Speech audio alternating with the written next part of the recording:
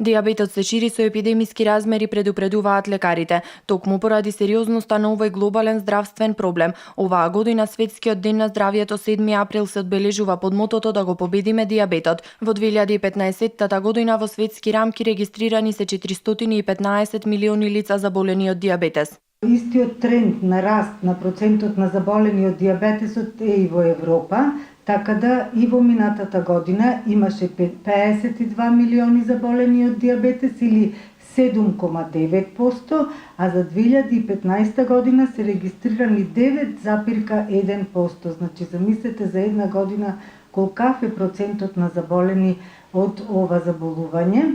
А за Македонија се регистрирани 185.000 луѓе, од кои 39.000 се поставени на инсулинска терапија. Лекарите велат дека е многу важно да се следи состојбата со шеќерот во крвта и да се прават редовни прегледи за да се избегнат компликации. Во нашата држава преку матичниот лекар се воведени тие скрининг тестови кои што се пациентот мора еднаш на 6 месеци, еднаш годишно да ги направи тие лабораториски испитувања и тие пациенти кои што имат вредност на гликемијата во крвта над нормалната вредност се упатуваат на секундарно ниво, каде што се вршат додатни исследувања, дали орален гликоза толеранс тест или профил, и понатаму врз основа на тие резултати се воведува терапија или само со хигиено-диететски режим, меѓутоа се закажуваат за наредни контроли тие пациенти. Во насока на подигнување на свеста за сериозноста на оваа состојба, советите и препораките од лекарите остануваат исти: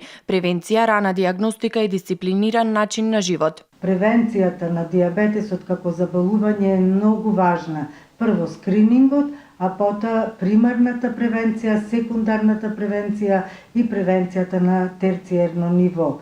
Значи, потребно е пациентите кои што го имаат за ова заболување редовно прво хигиено-диететски режим, да внимаваат на здравиот начин на исхрана.